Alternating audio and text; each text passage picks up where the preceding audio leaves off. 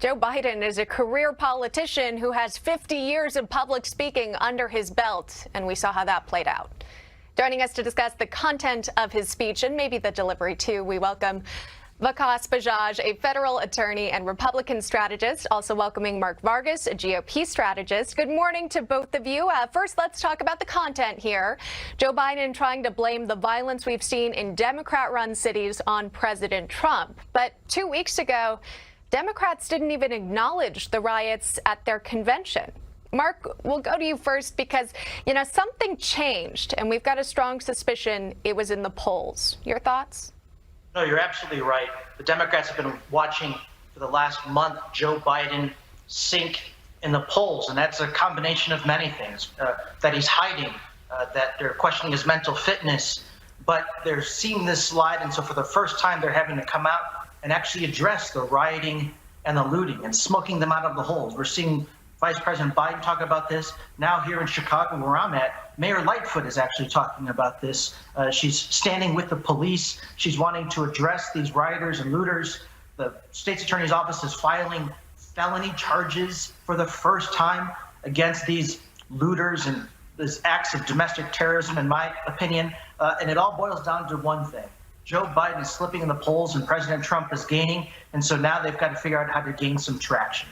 It wasn't about keeping the communities that they were elected to protect safe. It was because potentially we were seeing results in polling. Interesting to think about there. Let's discuss the content of the speech that we heard yesterday. Joe Biden asking the question, do you feel safe in Donald Trump's America? Vikas, how do you respond to that when the president has offered federal assistance and was denied in Portland and initially Kenosha as well?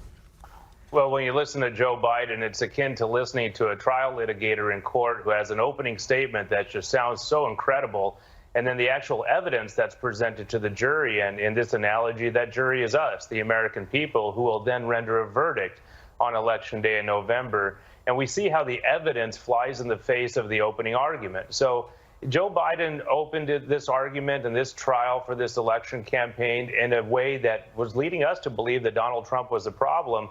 And now the evidence shows the exact opposite, that Donald Trump is a solution and maintaining safety in these communities, and even just begging some of these mayors in these crime-ridden states to say, hey, come on in. Let me come on in and protect your people because you won't do it. So we're in a position now where we're getting close to closing arguments. And it's quite foolish, in my opinion, that Joe Biden would believe that the American people are that misinformed, that his words would be enough to sway us in the face of the evidence that clearly says a different tune and sings a different tune for the American voters. So I was happy to see the statements that he made. He's really just a wonderful cheerleader for what Donald Trump has done thus far. Well, interesting analogy you've set. We'll have the final ruling, of course, on November 3rd. But ahead of that, we might have some insight based on polling. And you know how skeptical we can be about certain polls. But I just want to show you two of them here. We've got an Emerson poll. It's actually showing a dead heat between the two candidates here. Donald Trump, 47%, Joe Biden, 49% with likely voters here. But I want to compare that to this ABC Ipsos poll as well. And that takes a look at overall favorability between the two candidates here. Joe Biden actually getting a bump after the DNC up to 45%, Trump at about 32%. So when you compare the two polls, we're getting a lot of different results here. Mark, how are you interpreting that data? Sure. Well, there's one poll that didn't show that I think is very important. That's a poll that said just a couple of weeks ago that 59% of voters believe that Joe Biden suffers from early stage dementia, and they don't believe that he could finish out a first term if elected. And I thought it was interesting, just a couple of days ago, Speaker Nancy Pelosi floated this trial balloon, and I don't think this was accidental. I actually think this was coordinated with the Biden campaign. And she essentially said Joe Biden shouldn't have to debate Donald Trump because Donald Trump is a liar, and you can't have an honest fight with Joe Biden, an honest debate.